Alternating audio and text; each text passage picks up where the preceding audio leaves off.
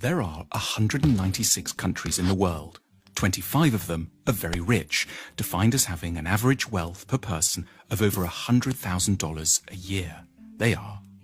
But far more countries are quite poor, and some, which we're considering here, are very, very poor. These are the 20 poorest countries in the world, where the per capita wealth is under $1,000 a year, or under $3 a day. Every country is now more or less on a path to growth, but the poor ones are growing very, very slowly. If Zimbabwe continues at its current growth rate, it will qualify as a rich country in 2,722 years. What we want to know in this film is why some countries prosper and others stagnate, so that we can understand what rich countries are doing right and get a better grip on the challenges and hurdles facing poor countries. There are basically three factors that determine whether a country will be rich or poor. The first is institutions. Institutions are beyond important. Broadly speaking, rich countries have good institutions and poor ones have very, very bad ones. The correlation between poverty and corruption is direct. The richest countries in the world are quite simply invariably also the least corrupt ones. And the most corrupt countries are also the poorest. When countries are corrupt, they can't collect enough taxes to get the good institutions they would need to escape the poverty trap. Half of the wealth of the world's poorest 20 countries goes into offshore accounts. Lost revenues in these countries totals between $10 and $20 billion a year. Meanwhile, without an adequate tax base, poor countries can't invest in police, education, health and transport. Now, a more generous way to look at corruption is that it's really a case of clan-based thinking. Say you're hiring someone.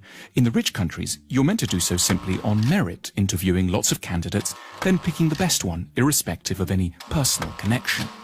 But in poor countries, under the sway of clan-based thinking, that approach would itself be seen as corrupt.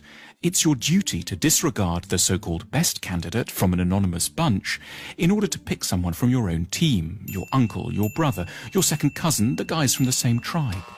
As a result, poor countries don't allow themselves access to the intelligence and talent of the whole population. There's a second thing that keeps countries poor: culture. What goes on in people's minds, their outlooks and beliefs. A striking statistic pops up here in relation to religion. If there's one generalization you can make about religion and wealth, it's that the less people believe, the richer they stand a chance of being. 19 of the richest countries in the world have 70% or more of their populations saying that religion is not at all important to them.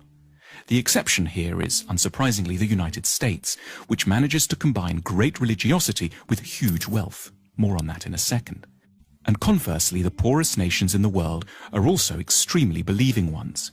Here's how many people think religion and the supernatural is deeply important in the following countries. In the world's poorest country, simply everyone is a believer. Why is belief quite so bad for wealth creation? Because in general, religiosity is connected up with the idea that the here and now can't be improved, so you should focus on the spiritual and look forward to a next world instead. It makes quite a bit of sense when you live here. In the rich world, on the other hand, people are generally great believers in their capacity to alter their destiny through effort and talent. Incidentally, to explain the anomaly of the United States, religion seems not to slow down economic growth here because it's a particular sort of religion, an overwhelmingly Protestant and exceptionally materialistic kind. The American God doesn't want you to think of building the New Jerusalem in the next world. He wants it here and now, in Kansas or Houston.